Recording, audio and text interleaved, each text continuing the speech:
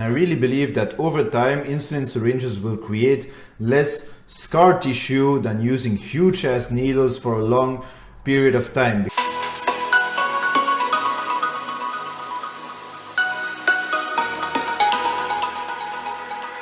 What's up folks, it's Syringes from Brussels. Welcome to another video. So today we're gonna talk about needle sizes and testosterone replacement therapy. For the past 6 years I've been on testosterone replacement therapy and I've always been using insulin syringes instead of the harpoons that they usually sell you here in local pharmacies for intramuscular injections. So I will tell you exactly why I hate using these needles and I'm using insulin syringes and how exactly I'm injecting myself. Alright, let's get to it.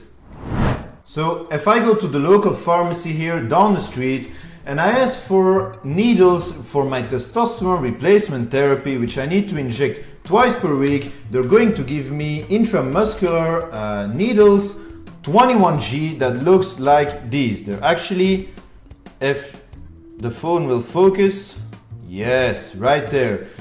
These are referred to me as harpoons actually. The only time I used this needle was for my very first shot of testosterone replacement therapy 8 years ago. I still needed to go through puberty. It happened in a gym and my ass cheek, my left one, still remembers the size of it. So once I started doing the injections myself, I quickly switched to 21G's insulin needles. Why? Well, first of all, they don't have any dead space in them. Here you can remove the needle part. It's quite a huge container and there's always going to be that little part of testosterone that you are going to spill or waste. While with insulin syringes like this one, you actually don't lose anything because it's not detachable.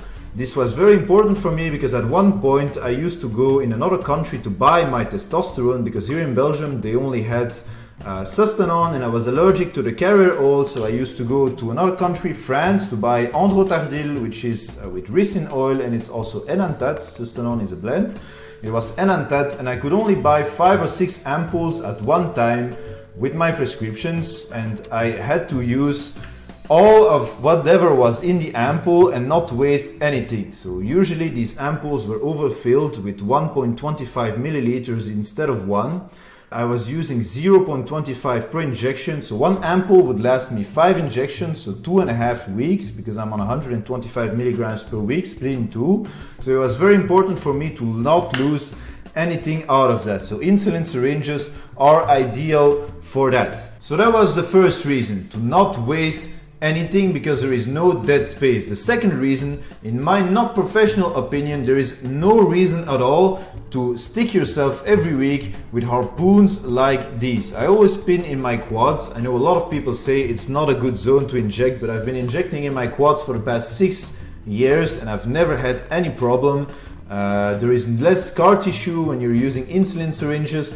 It's less painful, it's easier to do, you don't have to aspirate, and if you're a bit scared of needles, this thing is going to be way less scarier than using this thing. Now, a lot of people say that if you're using insulin syringes, your injections are actually subcutaneous, but I'm not sure of that because my body fat is quite low and I always press the needle quite deeply into my skin and I press on it and I can feel that it's going into the muscle of my quadriceps actually. Now, the negative sides is that it takes a lot of time to draw the oil. With such a fine needle, it takes a lot of time to draw the oil out of the ampoules. So when I'm preparing an ampoule, usually it's for 2 weeks because I'm preloading 4 insulin needles with 0.25 milliliters of oil. So it lasts me 2 weeks and it takes about 25 minutes.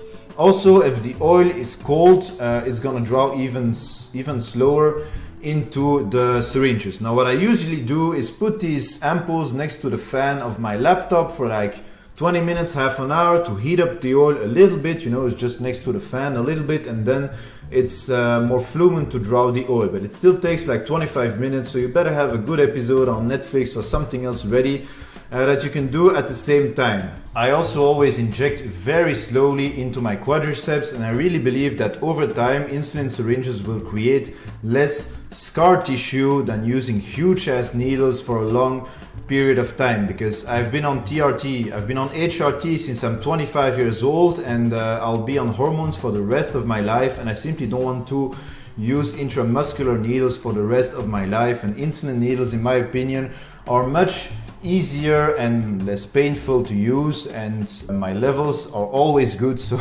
it's working pretty much. Alright, so that was my take on using insulin needles versus intramuscular injections.